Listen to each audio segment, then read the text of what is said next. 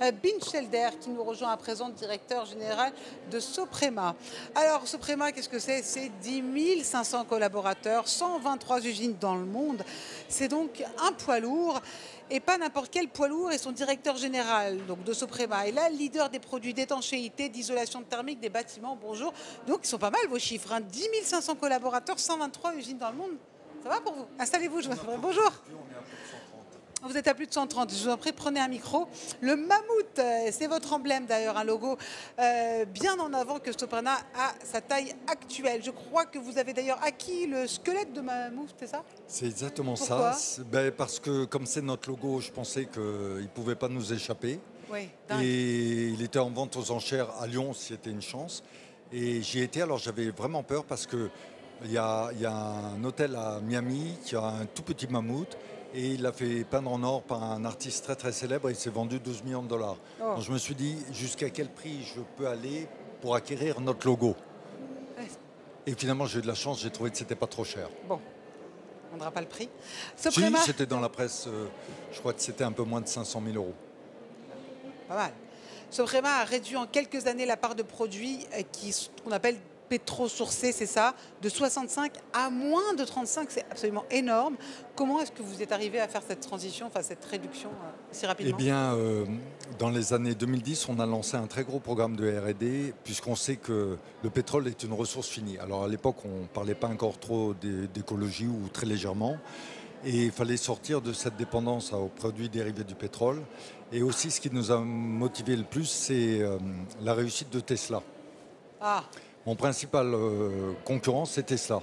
d'accord. Parce que plus il y a de voitures électriques, moins il y a de raffineries, moins il y a de raffineries, moins il y a de bitume. Ah. Bah oui. Donc il fallait qu'on réduise cette dépendance. Et il se trouve que ça colle parfaitement avec notre stratégie de décarbonation. Et il y a plus de 3 ans, effectivement, on a fait notre bilan carbone complet. Et il se trouve que, heureusement qu'on a commencé à le faire parce que c'est ce qui se pèse le plus lourd dans notre production, Alors, vous en êtes termes de CO2. le pionnier dans les isolants phoniques et thermiques, c'est ça, à partir de papier recyclé, Oui. si je comprends bien, De dans la bois, région de de coton Nîmes. recyclé.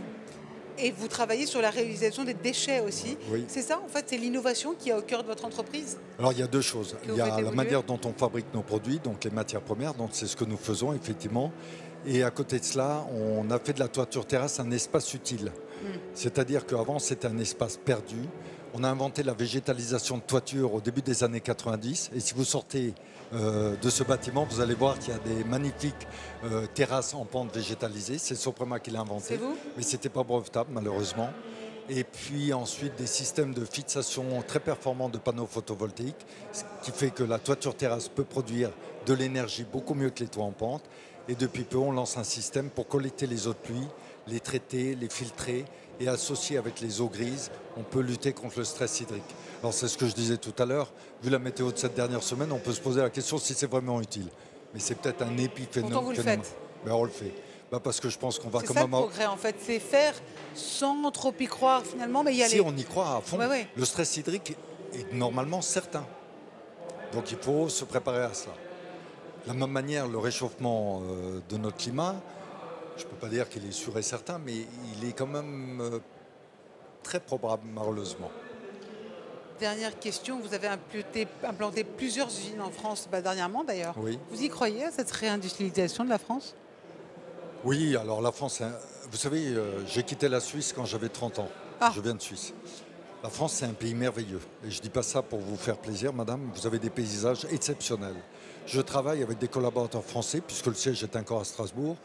Et je peux vous dire que j'ai trouvé une qualité de gens au niveau professionnel vraiment très très bonne. Et on n'a pas à rougir de la qualité de nos cadres, nos employés et de nos ouvriers.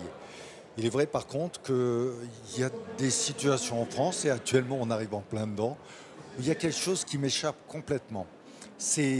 On est fiers de nos sportifs, ils ont gagné plein de médailles aux Jeux Olympiques. Mais est-ce que vous avez vu le gouvernement français leur mettre un sac avec des pierres à l'intérieur en disant partez faire une compétition internationale? Pourquoi faut-il nous faire subir cela en tant qu'entreprise? Et l'autre problème que nous avons, c'est la relation à la réussite. Pas celle des artistes ou des chercheurs ou des sportifs. À l'autre, celle des entrepreneurs. Et je ne sais pas pourquoi il faut avoir honte d'avoir réussi. Enfin, moi, je n'en ai pas honte.